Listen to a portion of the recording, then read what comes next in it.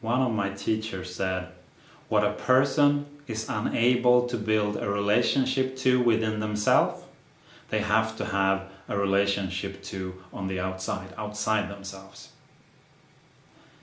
Another perspective on this topic of projections, as is the fancy word for this, is the old Native American Indian wisdom, where they said that they sat in a circle in a teepee, and then they looked across the circle, and what annoyed them or irritated them about the person across in the circle, they concluded was something they needed to work on within themselves.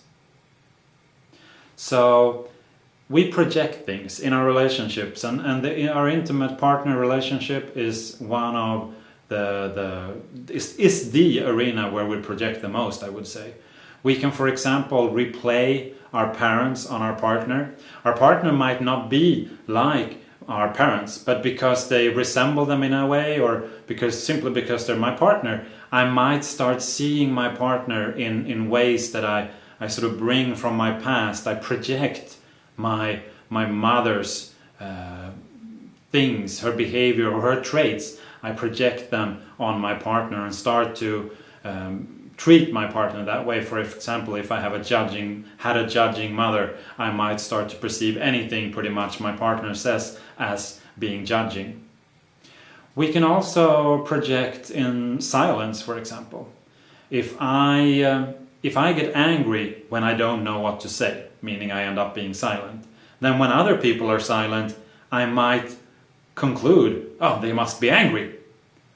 And if that is the case, that means I'm projecting, but that might not be true at all for the other people, but I perceive the silence as being what it means to me in those situations. So I project that out on other people. And of course, that will influence my behavior. If I'm sitting in a room of silent people and I start to think they're angry with me, that will influence my behavior a lot. But maybe they're not angry at all. Maybe they're confused or sitting and thinking about something.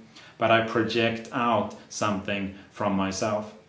Another way of projecting in our intimate relationships is also to this thing about if we can't have a relationship to it on the inside, we need to have a relationship on the outside. Is, for example, I might have a hard time with people stressing me, or when someone shouts at me, and I'm not able to solve that. I'm not sure how to handle that. So I might project it out on my partner and start shouting at my partner or stressing him or her to see how does she or he solve that.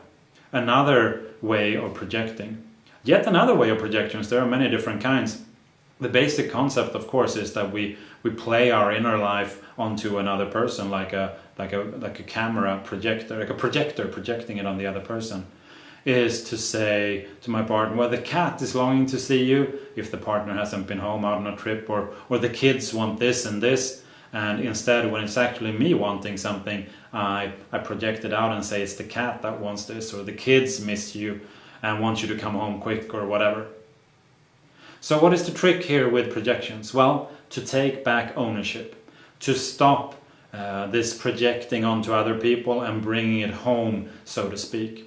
And we could say there are four steps to this process. The first step being discovery. We cannot influence anything we're not aware of. So to discover that I am projecting these parts is obviously the first step. The second step, get to know this trait in yourself. Get to know which situations do you do this. What is it that triggers this? What is the reasoning? What are you doing, and what is the dynamics of your projection? The third step, which can be the tricky part, all these can be tricky of course, but this usually is the trickiest one, is acceptance.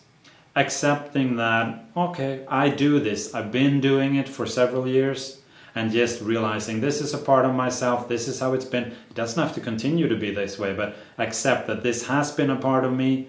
And because a lot of times when we don't accept things, we push it away, we don't want to, no, I don't do this, then the psychology of things is it'll push back even harder. So accepting will release a lot of things. And the fourth step is creating a new relationship, making a conscious choice to relate in a different way to this trait within yourself, and taking full ownership that this is how I've been doing it, this is how I'm choosing to do it going forward.